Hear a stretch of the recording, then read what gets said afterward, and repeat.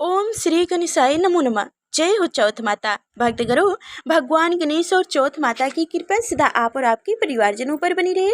आप सभी का दिन शुभ और मंगलमय हो। आज हम प्रस्पान करेंगे चौथ माता की कथा। कहा जाता है कि जब भी आप व्रत रखें तो व्रत की कथा अवश्य सुने। बिना व्रत की कथा सुने व्रत अधूरी मानी जाती है। तो इसलिए आज आप सभी लोग प्रस्पान करेंगे चौथ माता की कथा। कथा सुनने से पहले आप सभी से अनुरोध है कि कमेंट बॉक्स में जय हो चौथ माता जरूर लिखिएगा और लाइक कर चैनल को सब्सक्राइब कीजिएगा। तो अब ध्यान पूर्वक कथा को सुनिए। एक सेठ सेठानी थे। उनके एक बेटा और बहू थे। बहू सबको भोजन कराकर फिर स्वयं भोजन करती। एक पड़ोसन ऐसी भी थी जो रोज पूछते कि बहू आज क्या बनाया, क्या खाया। बहू कहती ठंडी बासी। एक दिन उनके पति ने ऐसा सुनकर विचार किया कि आज तो पकवान बनाया जाएगा, फिर देखें कि मेरी पत्नी क्या कहती है। उसने तरह तरह के पकवान बनवाए और घर के सभी लोगों ने एक साथ बैठकर भोजन किया।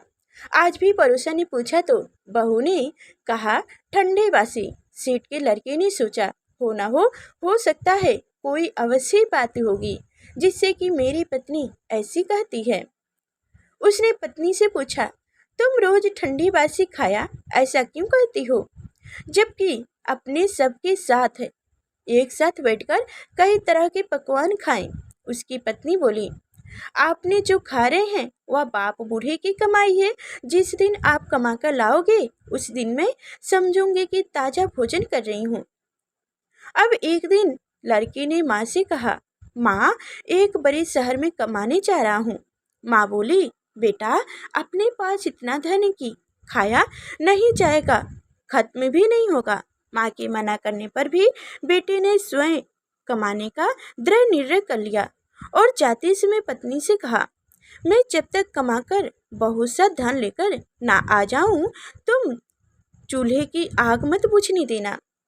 एक दिन चूल्हे की आग बुझ गई तो वह मन घबराने लगी।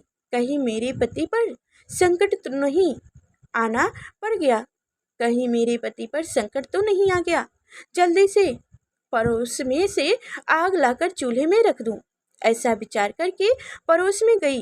वहाँ पड़ोसन चौथ माता का व्रत पूजन कर रही थी। पड़ोसन ने कहा थोड़ी देर में आकर ले जाना। बहू ने पड़ोसन से पूछा आप यह व्रत क्यों करती हैं, इससे क्या मिलता है। पड़ोसन ने कहा चौथ माता के इस व्रत को करने से अन्य लक्ष्मी मिले और अपनी मनोकामनाएं पूर्ण हो। अब बहू भी चौथ माता का व्रत करने लगी। दीवार पर चौथ माता बनाई। उस दिन घी गुड़ और चूरमा बनाकर रात्रि को चंद्रमा को अर्घ्य देकर भोजन करती। ऐसा करते करते बहुत दिन हो गया। चौथ माता ने उस बहू के पति को स्वप्न दिया कि साहूकार का बेटा तू जागे कि सोए, तेरी पत्नी बहुत याद कर रही है। घर जाकर उसकी चिंता मिटा, तू दुकान खोलकर कुंक केसर का पलय बना के बैठ जाना। आज तेरा हिसाब किताब चुकता हो जाएगा। अब तो चौथ माता ने जैसा कहा था वैसा ही हुआ।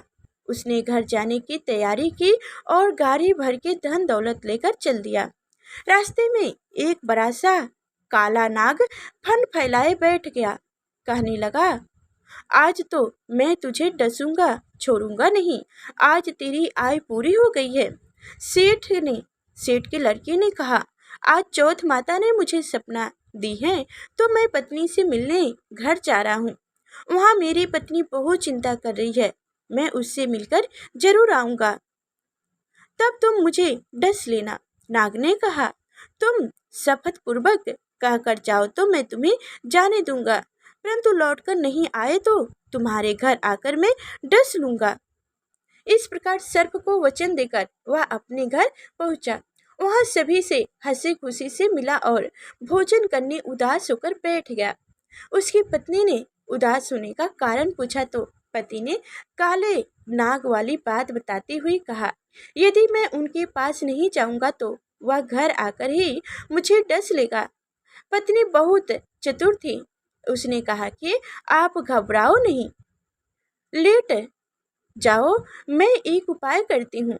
पत्नी ने कमरे की 7 पीढ़ी सजाई धोई। पहली पीढ़ी पर रेत, दूसरी पर इत्र, तीसरी पर गुलाब फूल, चौथी पर कुंक केसर, पांचवी पर लड्डू पेड़ा, छठी पर गादी गलीचा और सती पीढ़ी पर दूध का कटोरा भरकर रख दिया। इस प्रकार घर साथ ही सीढ़ी पीढ़ी सजाकर बैठ गई। आधी रात होते ही नाग आकर पीढ़ी चढ़ने लगा। पहली पीढ़ी पर रेत में लेट गया और कहने लगा कि सेठ की बहू ने आराम तो बहुत दिया, पर वचनों से बंद कर आया हूँ, मैं डसूंगा अवश्य ही। इसी प्रकार सातों पीढ़ियों पर नाग आराम करता हुआ कहता हुआ पहुंच गया। डसूंगा जरूर कमरे में जाने वाला ही था कि चौथ माता ने विचार की कि मैं इसे नहीं बचाऊंगा तो संसार में धर्म कर्म और व्रत पूजन को कौन मानेगा। अब तो गणेश जी, चंद्रमा जी और चौथ माता ने उसे बचाने का विचार किया। चौथ माता ने चंद्रमा ने उजाला किया, चौथ माता ने डाल बनी और गणेश जी ने तलवार लेकर नाग को मार दिया और डाल से ढक दिया। अब बहू भी थकी हारी सो गई। दिन उगा तो लोग बेटे से मिलने आए, परंतु बेटा बहू तो उठे ही नहीं थे। बहुत देर हो गई तो माँ उन्हें उठाने गई। माँ ने सातों पीढ़ियों पर जो कुछ देखा तो बहुत घबराई और बेटे बहू को आवाज लगाई। बेटा बहू उठे तो देखा कि एक डाल तलवार वहां पड़ी है। अब डाल उठाते तो वहीं काला नाग मरा पड़ा था। बहू बेटा ने सोचा कि आज तो धर्म कर्म ही आगे आए, जो भगवान गणेश जी और चौथ माता ने चंद्रदेव ने अपनी रक्षा की है। हे चौथ माता, आपने जैसे सेठ के बहू बेटे की रक्षा की, वैसे सबका रक्षा कीजिए। बोलो चौथ माता की जय हो। तो इस तरह से चौथ माता का व्रत कथा संपूर्ण हुआ। आप सभी को हमारी कथाएं कैसी लगी कमेंट बॉक्स में जरूर बताइएगा और लाइक कर चैनल को सब्सक्राइब करना ना भूलिएगा। फिर मिलेंगे अगले नेक्स्ट वीडियो में, तब तक के लिए धन्यवाद। तब तक आप स्वस्थ रहिए, मस्त रहिए।